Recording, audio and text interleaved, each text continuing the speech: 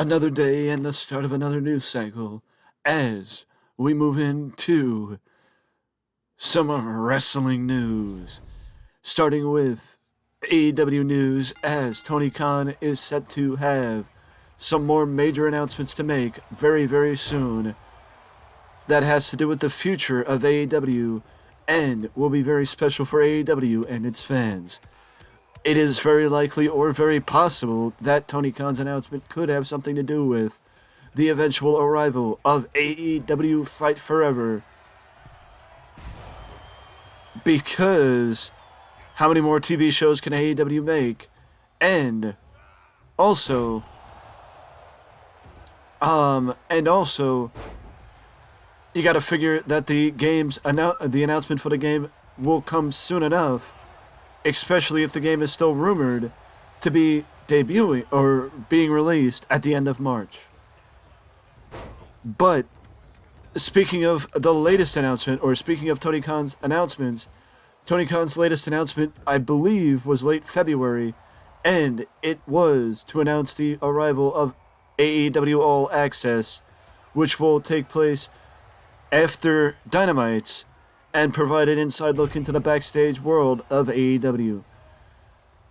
We do have an update on that as AEW All Access is set to debut after Dynamite on March 29th, which means that Adam Cole, baby, will return to the ring on March 29th, as during that announcement, during the announcement of AEW All Access, it was also announced that Adam Cole will be returning to the ring on the same night that AEW All Access debuts.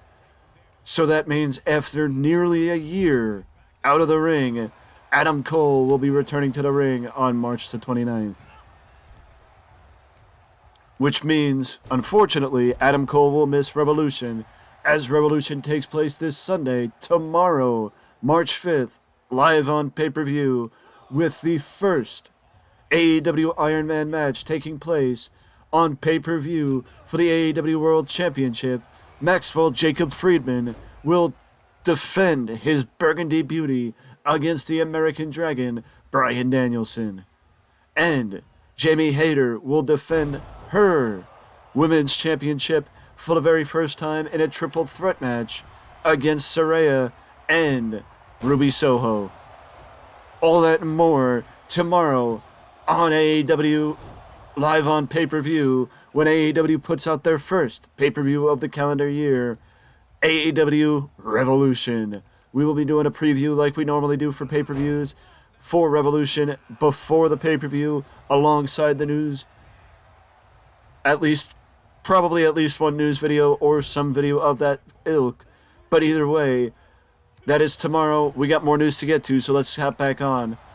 As Uncle Howdy actually appeared on SmackDown last night and actually got physical for the very first time with somebody that wasn't Bray Wyatt. And actually, he got physical with Bobby Lashley. As Bobby Lashley and Bray Wyatt are hyping up their WrestleMania match with Uncle Howdy jumping Bobby Lashley and then being powered down by the Almighty.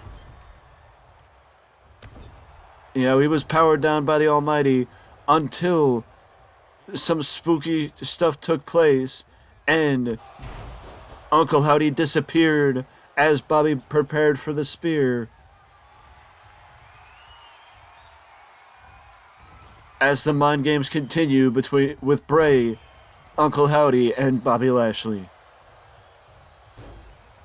Now we shift over. Speaking of Bray Wyatt, though, we got an update on the horror movie. So, for those who may... Bray Wyatt horror movie. For those who may not be aware, Bray Wyatt was actually... There was actually a rumor floating around when Bray returned that before he left the first time, there was a rumor of a horror movie being in the works that was curtailed because Bray got released.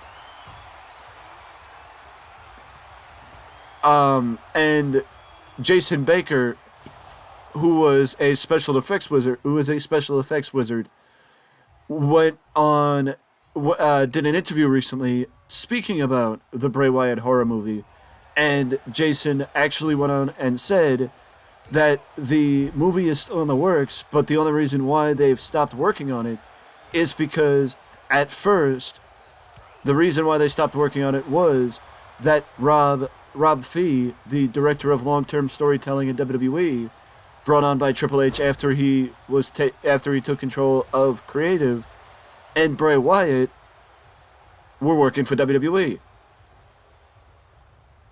So with 2/3 of the people working on the project under contract with WWE, it made it a lot harder for them to work on the project. But now Jason is also working with WWE. So now all three of them are with WWE.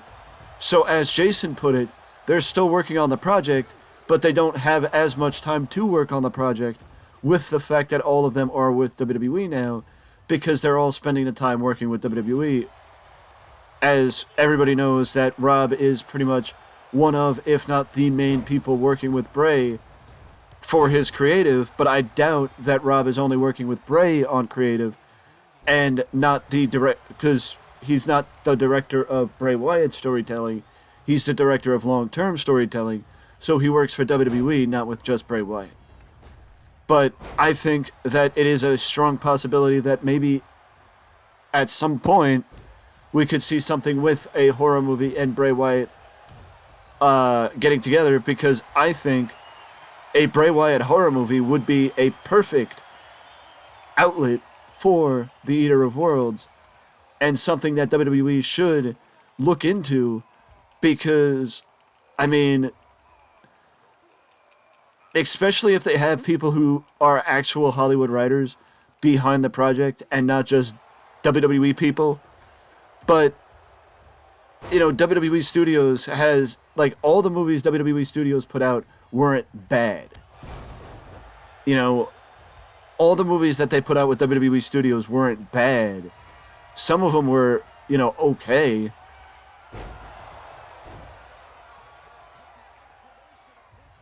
You know, some of them were at least okay or decent. You know what I mean? So, I mean, and, you know, I mean, maybe they got better. Maybe they've gotten better over the years. Who knows?